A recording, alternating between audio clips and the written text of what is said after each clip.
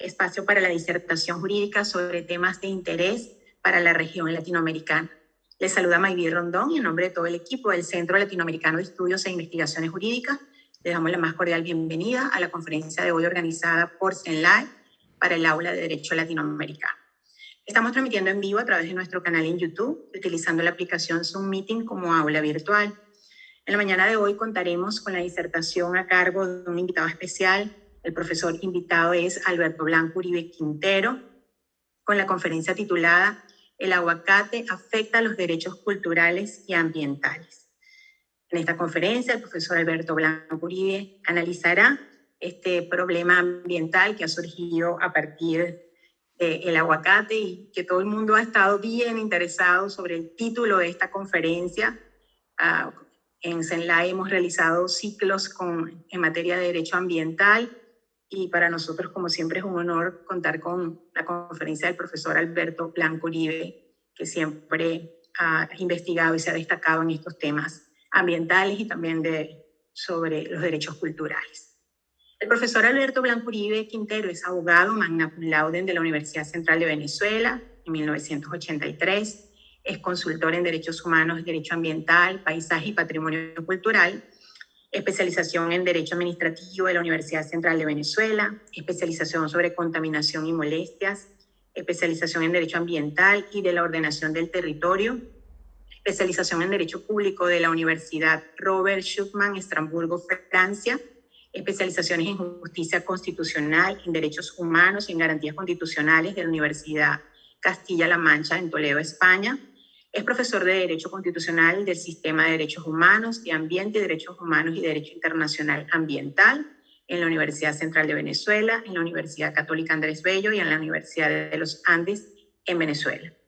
Fundador y ex coordinador de la Cátedra Libre de Derechos Humanos de la Universidad Central de Venezuela. Fundador y expresidente de la Sociedad Venezolana del Derecho Ambiental. Es miembro del Instituto de Derecho Ambiental de la República Dominicana, de la Asociación de Juristas de Iberoamérica, de la Red Argentina del Paisaje. Es profesor de Factor Cultural en Perú. Es miembro del Comité Científico del Proyecto Internacional Reconnecting with Your Culture. Es conferencista internacional con diversos estudios publicados. Antes de dar el derecho de palabra a nuestro profesor invitado, indicaremos las normas para el público participante y la dinámica para la fase de preguntas y respuestas. Primero, por favor, agradecemos que mantengan sus micrófonos cerrados o apagados para quienes se encuentran en la plataforma digital Zoom y eviten activar la opción compartir pantalla. Las preguntas y o comentarios, por favor, hacerlas por escrito a través del chat para quienes se encuentran en la plataforma digital Zoom y a través de la sección comentarios para quienes se encuentran en la plataforma digital YouTube. Agradecemos que las intervenciones se refieran al tema que se está tratando y no olviden escribir su nombre y el país donde se encuentran. Escrita esta dinámica, le damos la más cordial bienvenida a nuestro profesor invitado, Alberto Blanco Uribe Quintero, al Aula de Derecho Latinoamericano, CENLAE. Una vez más, profesor, un honor para nosotros tenerlo acá. Muchísimas gracias. La verdad es que el honor es mío. El agradecimiento completamente al Centro Latinoamericano de Estudios de Investigación Investigaciones Jurídicas, CENLAE, particularmente en las personas de mis amigos y colegas Antonio Silva Aranguren y Mayvi Rondón, y particularmente un saludo afectuoso a mi colega y amiga Belén Ramírez, quien está detrás de todo esto, puesto que se leyó mi artículo, le gustó mucho y me planteó la idea de hacer esta conferencia, así que muchísimas gracias a ella también. ¿Están viendo la pantalla, correcto? Sí, muy bien. Entonces... Sí, profesor, se ve perfecto. Muchas gracias. Bueno, la conferencia El aguacate afecta a los derechos culturales y ambientales. Vamos a ver de qué se trata esto. El artículo del que hice referencia, que leyó Belén, está publicado en la Revista Iberoamericana de Derecho, Cultura y Ambiente y parto de una idea central que es el de que todo lo excesivo es contrario a la naturaleza, según dijo Hipócrates, y también Frida Kahlo, todo en exceso es malo. Es decir, no estamos hablando mal del aguacate, sino del uso que se está haciendo o de la forma en que está siendo producido. Ante todo, toda vez que parto de una idea de identidad cultural, quiero reiterar, como lo hago en mi artículo, cuya estructura voy a seguir a lo largo de la ponencia, aunque por supuesto con menos detalles por razones de tiempo, es que no soy un ajeno al aguacate. Mi identidad cultural es plena en relación al aguacate y al paisaje en donde esta planta se desarrolla. En mi infancia o desde mi infancia en Venezuela, el aguacate estaba presente en jardines particulares, como era propiamente en mi casa, en las calles y avenidas, en los parques públicos, y los juegos infantiles iban asociados a la idea de subir a estos árboles y tratar de alcanzar este fruto. De manera que no soy un ajeno al tema del aguacate. Y en materia culinaria, como buen venezolano, no puedo dejar de mencionar estos tres elementos de nuestra gastronomía, como lo es el plato nacional, el pabellón criollo, que viene acompañado de aguacate, la famosa arepa reina pepiada, que justamente todos conocemos por contener abundantemente aguacate, y por supuesto la salsa que conocemos nosotros como guasacaca para acompañar las parrillas. Pues bien, entremos en materia. ¿Cuál es el origen del aguacate? Primero, es un origen latinoamericano y precolombino. Incluso ya los estudios han evidenciado que tiene más de 10.000 años de haber comenzado la historia del aguacate en el continente americano, particularmente en lo que hoy en día es México. Se le llamaba pera de las Indias por los españoles cuando ellos llegaron y por la forma de la fruta parecida a la pera, y el nombre que tenía en lo que hoy en día es México era aguacatl, que es de una antigua lengua aborigen, que es el nahuatl, y significa testículo de árbol, también por la misma forma. De manera que el aguacate se le llama de esta forma en todo lo que ustedes ven en verde del continente americano y la península ibérica, a partir obviamente de la conquista, y se le llama palta en lo que ven de marrón. Fue llevado por los antiguos mexicanos, por los aztecas, fue llevado hacia el sur hasta incluso tocarse muy cerca de comunidades que hacían transición con los chibchas, que al final terminan llevándolo a los incas, y los incas lo llevan por todo el continente suramericano. Pues bien, se le llama oro verde. ¿Por qué oro verde? Vamos a ver, primero, ya ven en este mapa del mundo que les pongo acá, que ese color verde que identifica la producción de aguacate no está ya solamente en el continente americano, sino que está en Asia, está en Oceanía, está en África y está en Europa. Los productores están mencionados aquí en orden decreciente, los principales productores del planeta. Los exportadores también en orden decreciente, como lo pueden ver, y los importadores de aguacate también en ese orden decreciente. La presencia está entonces de México a Rusia y Australia. Estamos hablando que para el año 2025 se prevé una producción mundial de 7.6 millones de toneladas, siendo que para 2016, es decir, 9 años antes, fue de 5.7 millones de toneladas con un valor en dólares americanos de 13.268 millones. Dense cuenta entonces de la magnitud de este negocio. Pues bien, no obstante esto, no obstante esta dispersión por todo el planeta, no existe un tratado internacional que regule en forma específica el comercio, producción y distribución de aguacate. Existe nada más el Tratado de Libre Comercio de América del Norte, el Acuerdo de Libre Comercio entre la Unión Europea y México, y diversos acuerdos bilaterales entre México, que es el principal productor mundial, y países de América Latina o entre países de Europa.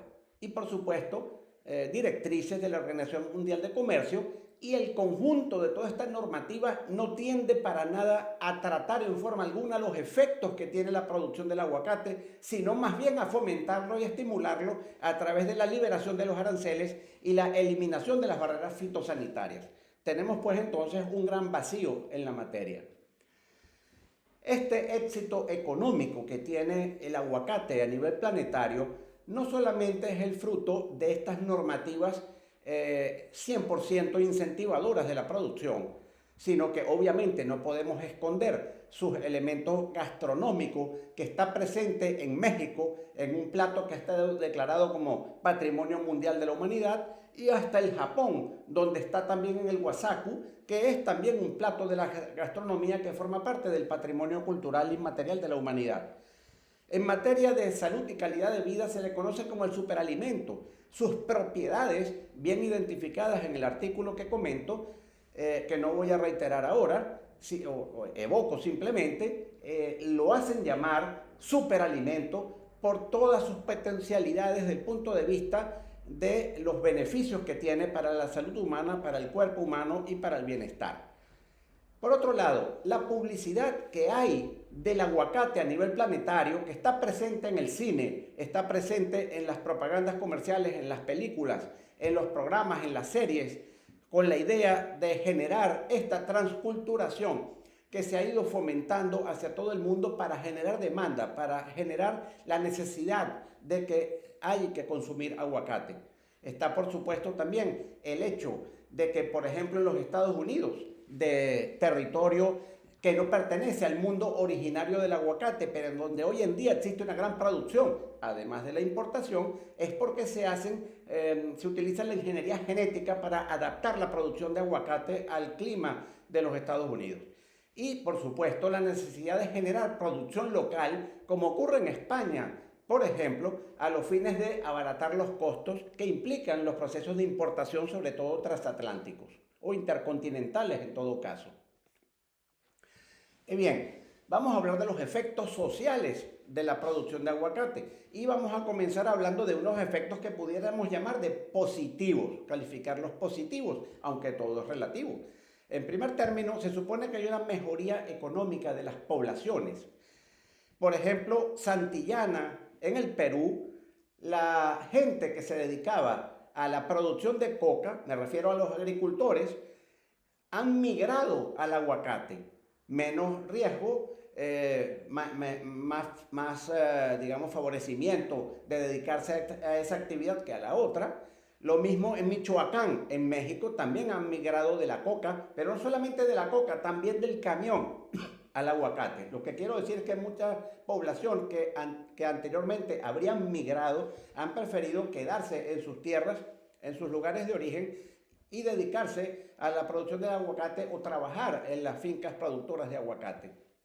En Antioquia, Colombia, hablamos de 13.631 empleos directos y 40.894 indirectos solamente para 2018, con paquetes laborales comparativamente muchos mejores que los que se dedican a otro tipo de actividad, lo cual ha generado además inversión extranjera y particularmente en infraestructura que no solamente beneficia a los que directamente están ocupándose de la producción del aguacate desde el campesinado hacia arriba, sino a toda la población. Estamos de acuerdo.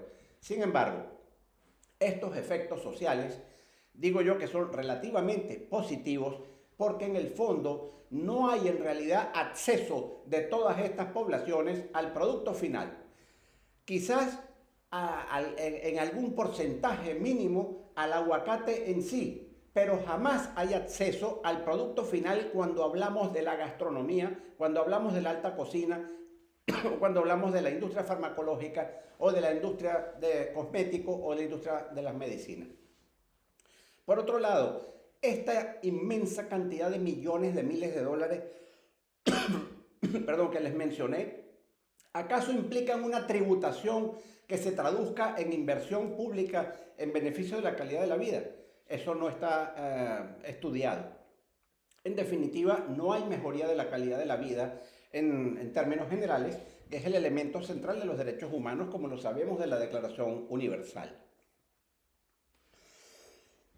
Y hablando de la Declaración Universal y otros documentos fundamentales como el Pacto Internacional de Derechos Económicos, Sociales y Culturales, la Declaración de Derecho al Desarrollo y la Convención sobre Derechos del Niño, para citar solamente esos cuatro, todos giran en torno a la idea de calidad de vida.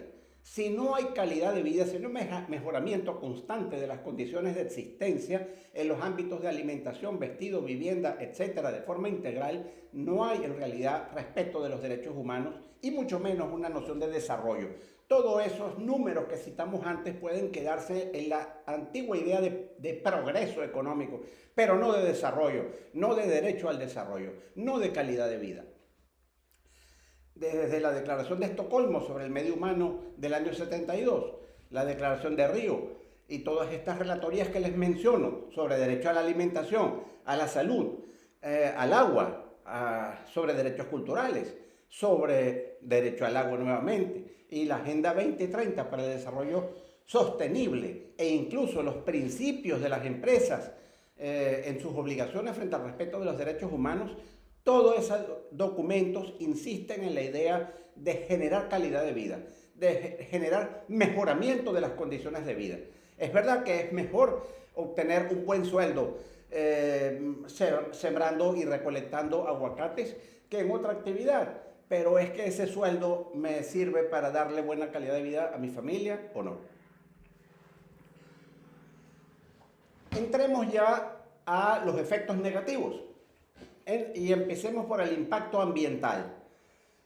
La producción de aguacate, que para llegar a esos números se imaginarán que es colosal, es voluminosa, genera contaminación del suelo, del aire y del agua, en razón de las sustancias tóxicas que se utilizan para esa producción agrícola, tóxicas para la salud, con efectos cancerígenos y alteraciones de los sistemas nervioso, inmunitario y reproductivo. Fíjense ustedes a largo plazo. Destrucción de hábitats y ecosistemas y de la biodiversidad. Fíjense ustedes que 500 hectáreas anuales son deforestadas para ser destinadas a la producción de aguacate, lo cual incide en el cambio climático porque las plantaciones de aguacate no frenan los efectos de los gases de invernadero como los hacen los bosques naturales. Hay una dramática disminución del agua, que es uno de los efectos ambientales más importantes. Hace falta 2.000 litros de agua para producir tan solo 1 kilo de aguacate. Una hectárea de aguacate con 156 árboles consume 1.6 veces más que un bosque con 677 árboles naturales. Nada más en Michoacán se necesitan en México 9.500 millones de litros por día, que es el equivalente a 3.800 piscinas para regar las plantaciones de aguacate. Esto genera grutas subterráneas, de lo cual devienen movimientos telúricos. En Petorca, en Chile, se ha declarado el estado de emergencia por falta de acceso al agua.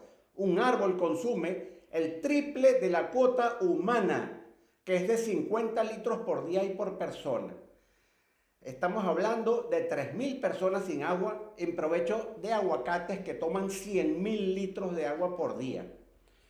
Y para generar un aguacate, además que se va al exterior mayoritariamente en la exportación. Entonces, calidad de vida, destrucción del ambiente y provecho económico para los productores. Hay progreso, no hay desarrollo, es un desarrollo menos todavía calificable de sostenible. Se violan los principios de pro natura y pro aqua. En caso de duda se beneficia la naturaleza, en caso de duda se beneficia la protección del agua. Y se está olvidando la existencia de los certificados de sostenibilidad. Es decir, el consumidor del aguacate, que le gusta mucho, a mí me gusta mucho, debe preocuparse de averiguar si el aguacate que él va a consumir proviene de un origen que cuenta con un certificado de sostenibilidad emitido por una organización internacional de las que se consiguen por internet en información amplia que podemos verificar y que en el artículo yo le menciono algunas. Hay que entender que estamos bajo la idea aquí de lo que sería comercio justo, protección del ambiente, protección del trabajador, protección de la sociedad. Entremos ahora al impacto cultural y paisajístico. Para ello voy a arrancar del Convenio Europeo del Paisaje porque es el documento internacional que define por primera vez y de la forma más desarrollada la idea de lo que es paisaje como parte del territorio, como lo percibe la población, resultado de la acción y la interacción de factores naturales y humanos. Es decir, es lo que estamos llamando paisajes bioculturales o paisajes patrimoniales o biopatrimoniales. El paisaje es un bien jurídico tutelado hoy por hoy, que es a partir de él que hoy en día se habla de ordenación del territorio, no como antes, y donde donde está necesariamente contenidas las ideas de identidad cultural, información y participación de las comunidades en su gestión racional. Varios documentos como la Carta Iberoamericana de Paisaje Cultural, la Carta de Puebla sobre protección de paisajes patrimoniales y la Carta del Paisaje de las Américas nos hablan del derecho colectivo a la preservación del paisaje patrimonial e insisten en la idea de respeto de los derechos a la información, a la participación y a la tutela judicial efectiva en materia de derechos culturales. En Latinoamérica existe un convenio latinoamericano del paisaje en proyecto fomentado por LALI, la Iniciativa Latinoamericana del Paisaje, y allí se define el derecho al paisaje como el conjunto de derechos y obligaciones de carácter ambiental, social, económico, colectivo y fundamental para el buen vivir de los hombres. El buen vivir, por supuesto, es el concepto de calidad de vida. Ahora bien, ¿qué es paisaje? ¿Cómo protegerlo sin saber lo que es? Bueno, cuanto rodea a la persona como observadora y beneficiaria de ese entorno, territorio, ojo y corazón, lo antrópico, que es lo patrimonial y cultural, lo natural, que es lo ambiental, y lo valorativo, que es lo psicosocial y emocional, es crucial para la percepción que la persona tenga sobre su sentir, para la calidad de vida, para que su vistazo, su ojeada, su escucha sobre ese paisaje que le rodea genere para él bienestar y calidad de vida. Entonces el derecho al paisaje es un puente que va hacia la dignidad humana, porque el derecho al paisaje une las riberas de los derechos al ambiente, al patrimonio cultural y a la calidad de vida bajo los conceptos que conocemos de interdependencia y progresividad que caracterizan el régimen de los derechos humanos. ¿Cuál es el impacto cultural paisajístico? Bien, ello implica que en un determinado paisaje se sufran cambios sustanciales en lo patrimonial o biocultural que comprometan la autenticidad cultural y alteren el espíritu del lugar. Dos conceptos básicos, autenticidad cultural y espíritu del lugar, que están tratados muy bien en dos documentos del Consejo Internacional de Monumentos y Sitios, ICOMOS, el documento de Nara, la Declaración de Quebec, que pueden conseguir en internet fácilmente. Como pueden ver, si tomáramos a estas personas vestidas a la usanza del altiplano andino y las colocáramos de esa misma forma en otra parte del planeta, como puede ser, por ejemplo, en España, nos vamos a tropezar con que hay un elemento que está afectando la autenticidad cultural del lugar y viceversa, de la misma forma. Entonces, vamos a tomar el ejemplo más grave que podemos encontrar hoy en día de afectación del patrimonio cultural, paisajístico y de los derechos culturales, como lo es la región de la Axarquía en Málaga, Andalucía, España, en donde se imaginarán que el paisaje agrícola, el paisaje biocultural de la región, está integrado por cultivos de cítricos, viñas y olivos que han sido sustituidos mayoritariamente o masivamente sin que medie participación ciudadana, participación de las comunidades locales, por plantaciones de aguacates que no toman en cuenta la cultura local, ni mecanismos de consulta y participación ciudadana. Entonces, ¿qué ha ocurrido? Los colores en el entorno visual paisajístico han ido cambiando de marrones a verde. Donde habían montañas, ahora hay llanuras o laderas aterrazadas. Es decir, se han demolido o se han dinamitado y se ha hecho un territorio plano donde antes habían colinas y montañas. Los recursos hídricos han ido colapsando, ya vimos cuál es el nivel de consumo de agua que requiere una plantación de aguacate, y se ha abandonado la milenaria técnica de los balates o muros de piedra, que podemos ver aquí una imagen debajo, muros de piedra seca, que es un tipo de paisaje mediterráneo que está incluido en la lista representativa del Patrimonio Mundial Inmaterial que lleva la UNESCO.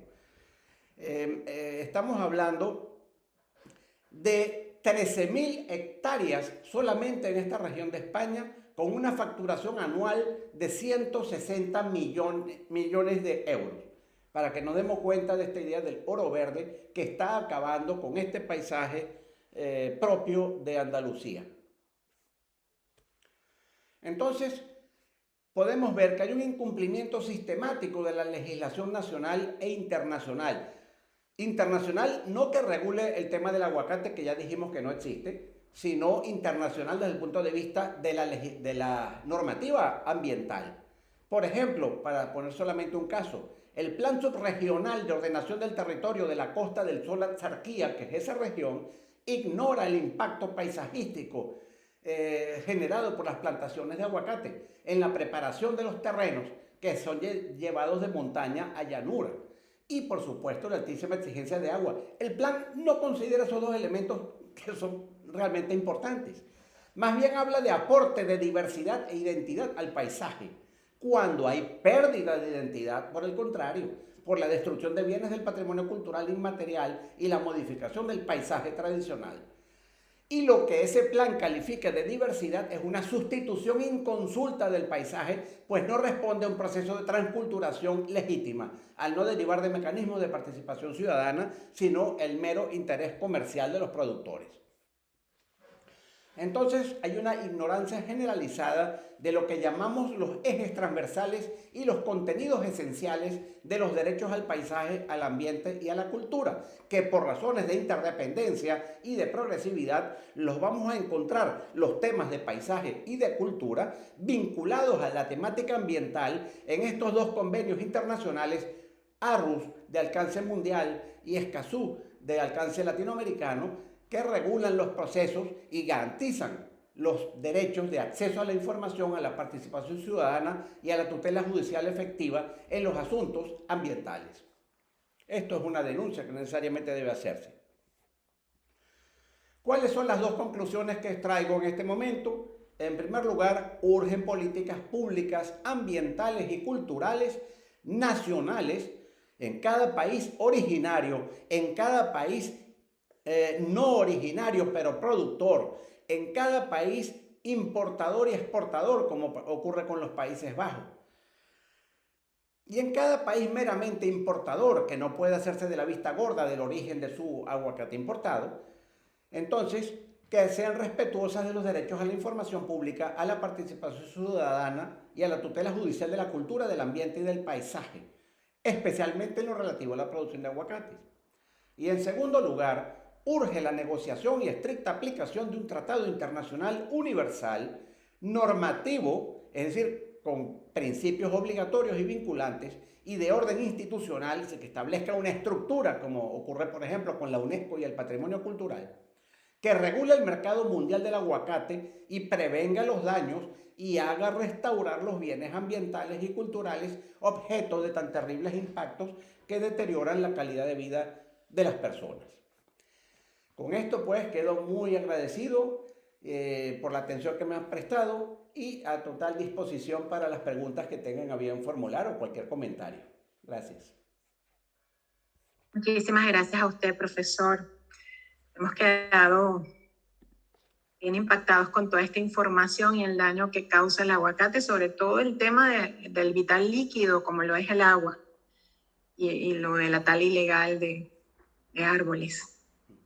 Tenemos algunas preguntas de nuestros participantes a través del canal YouTube. Les recordamos que pueden hacer sus preguntas en la sección comentarios para quienes se encuentran viendo la transmisión desde el canal YouTube y en el chat para quienes están en la plataforma digital Zoom. Desde YouTube pregunta Catherine Galíndez Datica. Se han celebrado tratados que no se han respetado. Es el caso del Tratado de México, Estados Unidos y Canadá, TEMEX. Esto afecta el cuidado del medio ambiente. ¿Qué soluciones deberían plantearse cuando el consumo es más excesivo y con ello la tala de árboles, entre otros?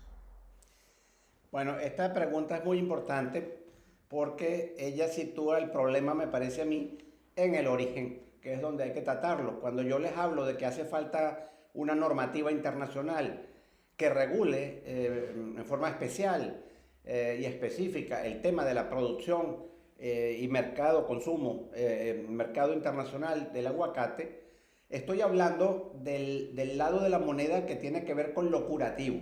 Es decir, el mal está hecho, vamos a ver cómo regulamos, incluso cómo reprimimos cómo restauramos los bienes afectados, cómo logramos evitar que sigan ocurriendo esos desastres a nivel del paisaje, a nivel de la cultura y a nivel del ambiente.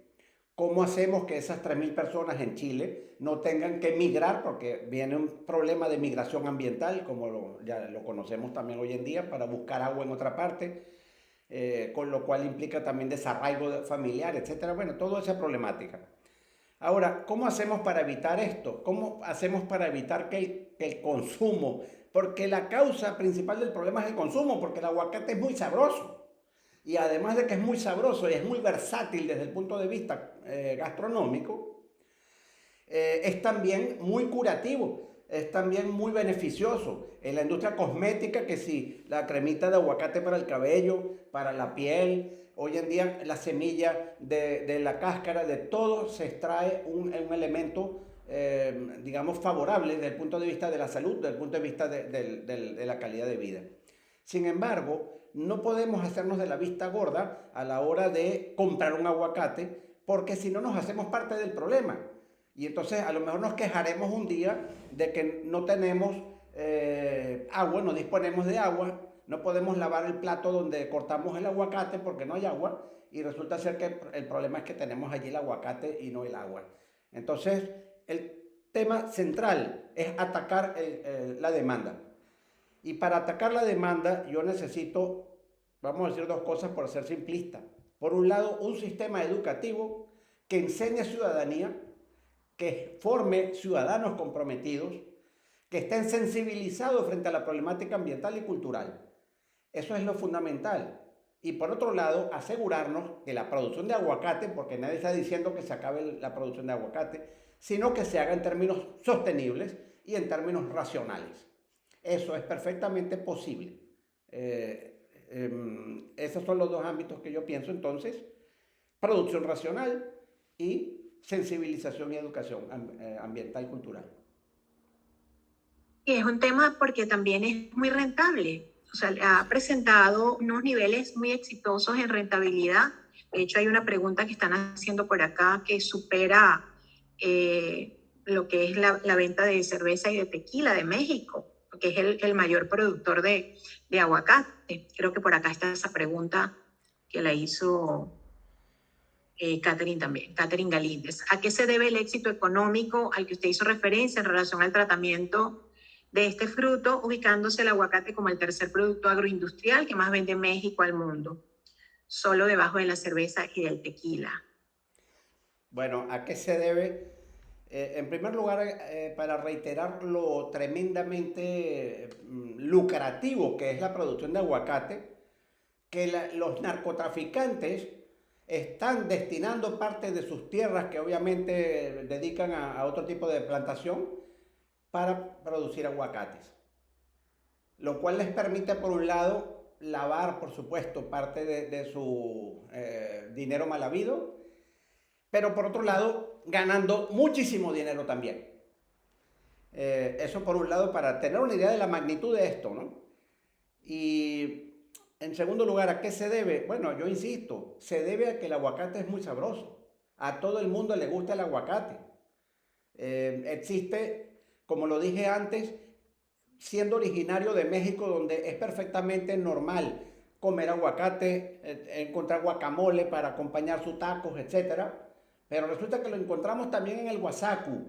El wasaku es un plato que está reconocido como Patrimonio Mundial de la Humanidad por la UNESCO y es japonés.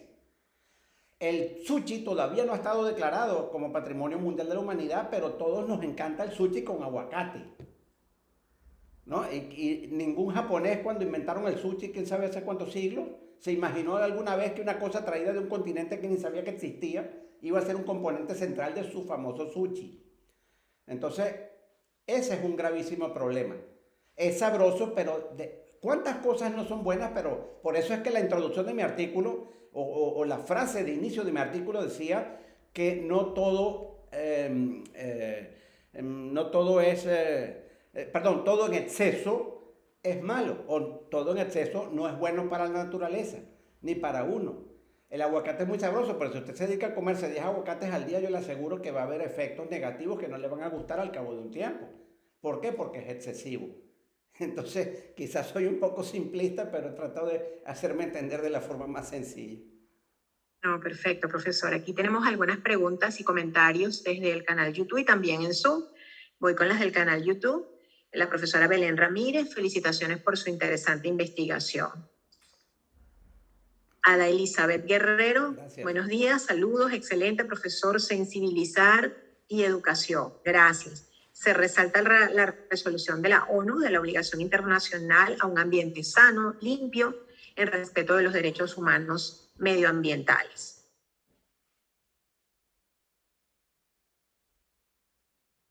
Y desde Zoom tenemos al profesor, a quien saludamos también, Oscar Riqueses. Oscar Riqueses Contreras desde Venezuela. El aguacate en su forma natural es un gran consumidor de agua. Ahora bien, ¿cuál es la solución? ¿Desarrollar una variante modificada genéticamente para que consuma menos agua? ¿Esa hipotética versión modificada podría ser dañina para la salud? Bueno, hay que decir que las modificaciones genéticas fueron desarrolladas en primer lugar por los Estados Unidos para producir el aguacate, para producir un aguacate adaptado al clima de esa región de los Estados Unidos, con el simple cometido de disminuir el costo que implicaba la importación de un producto que es de altísimo consumo en los Estados Unidos, porque también hay que recordar la cantidad de gente de origen latinoamericano que son amantes del aguacate, que es un elemento originario de su cultura culinaria y que lo desean seguir teniendo allá. Entonces, ahora que esto puede tener efectos contraproducentes para la salud, no soy yo la persona calificada para responder esto, puesto que no soy médico, no soy un investigador biológico, pero obviamente que existe un principio indubio pro natura, indubio pro aqua, pero también indubio pro homine, en donde en caso de dudas yo no puedo autorizar la realización de una actividad que pudiese ser susceptible de generar daños. Entonces, en la medida en que haya certeza de que no se producirán daños, entonces ahí se autoriza la actividad. Por otro lado, que el consumidor sepa que el aguacate que él está comprando proviene de un país originario o no, proviene de una producción bio o no, proviene de una producción con certificado de sustentabilidad o no, proviene de un producto natural o de una manipulación genética. Es importantísimo para que el consumidor tome la decisión de qué producto va a adquirir. Gracias, profesor. Se han desarrollado muchos tratados, se han suscrito muchos tratados, pero realmente, hablando de sostenibilidad, los programas de sostenibilidad no se ejecutan porque siempre a través de los tratados existen estos programas, pero pareciera que no son materializados. No le prestan mucha atención. Perdón, ¿me pudiera repetir? Los programas de sostenibilidad que usted habla mucho en toda la conferencia, que no es nada en contra del aguacate, sino la manera como se produce. Correcto. Y que debería ser más sostenible. Y esto para evitar no solamente la tala de árboles, sino además lo que tiene que ver con el agua, el vital líquido que deja con escasez o sin este líquido a muchas poblaciones. Entonces, la mayoría de los tratados que se suscriben vienen acompañados de programas de sostenibilidad, pero realmente esos programas no se cumplen, no se materializan, se quedan en papel. Es una inquietud. Bueno, en algunos casos sí, lamentablemente, en otros muchos casos no. Muchos de esos programas, hay que decir, parten de una muy buena voluntad de quienes los han redactado y de un hacerse de la vista gorda por parte de quienes son los ejecutores.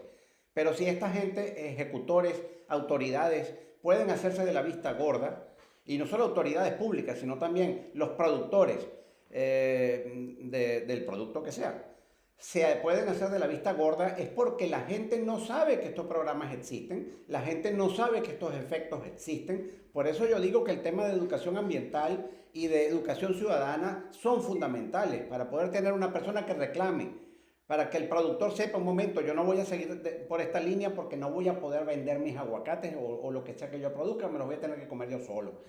Y el tema del agua va a generar y ya está generando problemas graves de migración, problemas de movimientos telúricos, problemas de sequía en regiones que antes se caracterizaban por haber abundancia de quebradas, de riachuelos, de cursos de agua de diversa naturaleza y por supuesto de aguas subterráneas.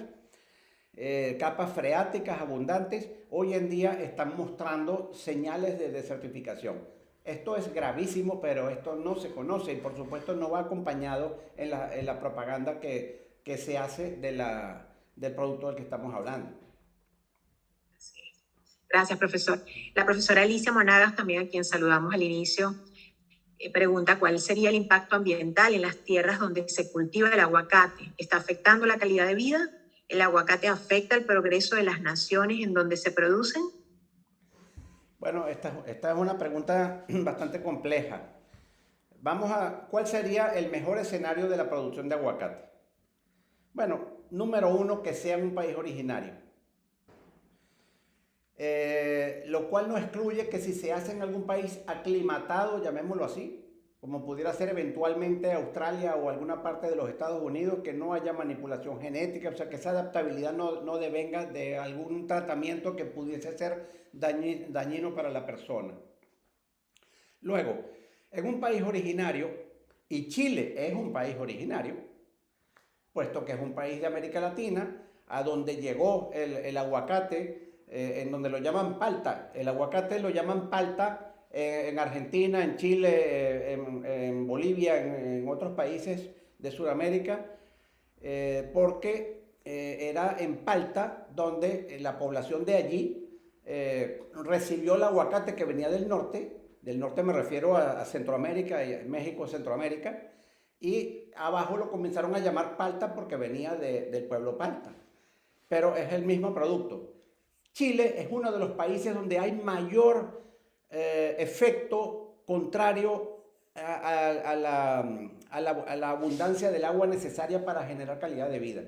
Ese caso que yo les mencioné de Petorca, lo pueden buscar por internet, ha generado ya varias sentencias de amparo de las poblaciones, en donde lastimosamente se han establecido pautas que impliquen que de 50 litros por persona al día se lleve a 100 litros por persona al día en la letra de la sentencia, sin en ninguna parte prohibir que se sigan generando derechos de acceso al agua por parte de los productores de aguacate. Es decir, aumenta bestialmente la demanda de consumo de agua por los productores de aguacate, que es un hecho. Las autorizaciones se emiten constantemente. Luego, las personas en el papel reciben la idea de que se les va a duplicar su derecho de acceso al agua de 50 a 100 litros diarios por persona, sin garantía de ningún tipo, puesto que el agua se está yendo para los aguacates. Y además de eso, el agua no le llega a la persona, sino a través de camiones cisterna. Y estos camiones cisternas traen un agua que viene contaminada con coliformes fecales. Es decir, todo este problema pues no escapa sino de una complicidad por parte de las autoridades que actúan en función de garantizar los intereses de los productores de aguacate en los propios países originarios y en detrimento de las poblaciones. Gracias, profesor, por su extraordinaria respuesta. Siempre terminamos con algunas reflexiones. Usted hizo algunas propuestas en su exposición y en sus conclusiones sobre el tema de la conciencia del ciudadano. ¿Cómo pudiéramos abordar este tema en Latinoamérica o cómo pudiéramos concientizar al ciudadano en Latinoamérica? Nuestra visión en CENLAI siempre es construir un derecho global para Latinoamérica y aportar desde nuestras actividades para esa construcción. Este tema es súper importante porque tiene que ver con el medio ambiente que ha sido tan afectado en los últimos tiempos, y más que un tema de la afectación, es un tema de conciencia de nosotros los ciudadanos. Entonces, ¿cómo pudiéramos contribuir en Latinoamérica, en nuestra región, a esa concientización? Bueno, yo creo que si yo tuviera la respuesta y me consiguiera algunas personas que quisieran aplicarla, el problema estaría resuelto. Realmente nosotros tenemos en América Latina un convenio que es el Acuerdo de Escazú.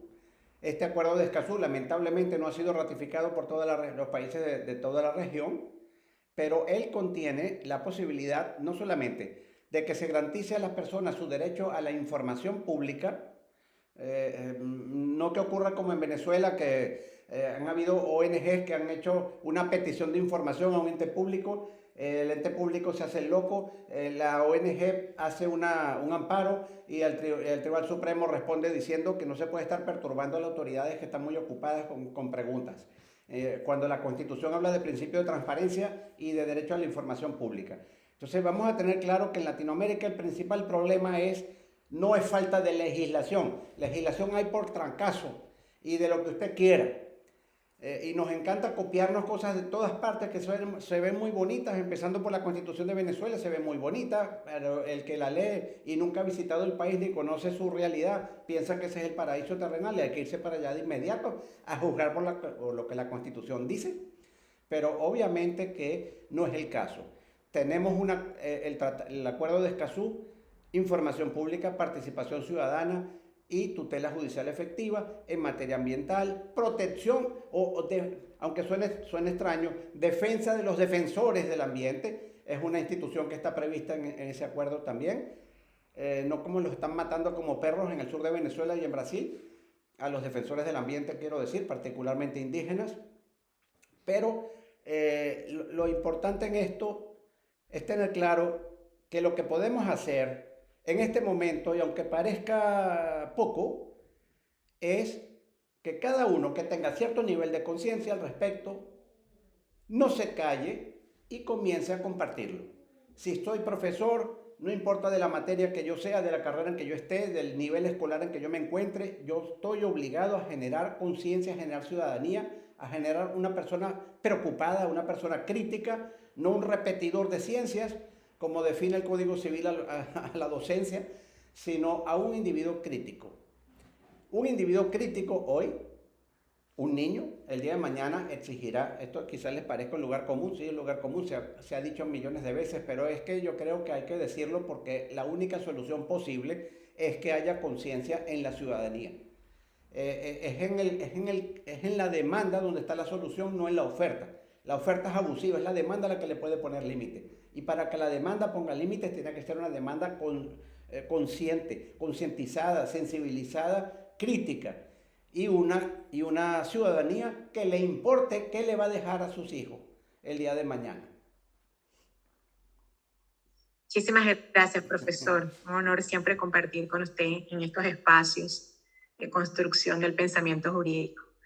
Gracias a todos los participantes. Una manera de contribuir, como lo señala el profesor, es difundir esta conferencia. Correcto. Por su importancia, por el impacto que tiene en materia ambiental. Así que, por favor, se los pido que la distribuyan. Va a quedar colgada en el canal YouTube y ustedes la pueden difundir, la pueden volver a ver, la pueden compartir con sus amigos. Les recordamos que nuestra... Perdón un segundo. Profesor. Que yo sé lo que quieres decir con que quede colgada, pero en otro sentido, mejor que no quede colgada, sino que la apliquen. Así es. Sí, va a estar en nuestro canal YouTube y ustedes la pueden compartir por WhatsApp, la pueden compartir por cualquier medio digital. YouTube tiene esas bondades que usted puede difundir con acceso gratuito estas conferencias. Les recordamos que nuestra aula de Derecho Latinoamericano está todos los viernes, cada 15 días, cada 15 viernes. La próxima conferencia será el 12 de agosto. Así que los esperamos a la misma hora, 11 de la mañana, hora Miami. Gracias a todos por su participación, muy especialmente gracias al profesor Alberto Blanco Uribe Quintero por su extraordinaria conferencia. Muchísimas gracias a todos por su atención. Feliz día para todos.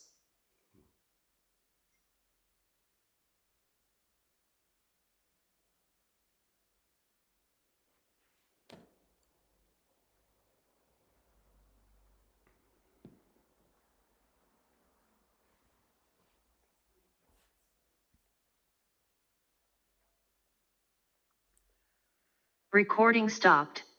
Muchas gracias, profesor. Muchas gracias, Maybrit. Todo excelente.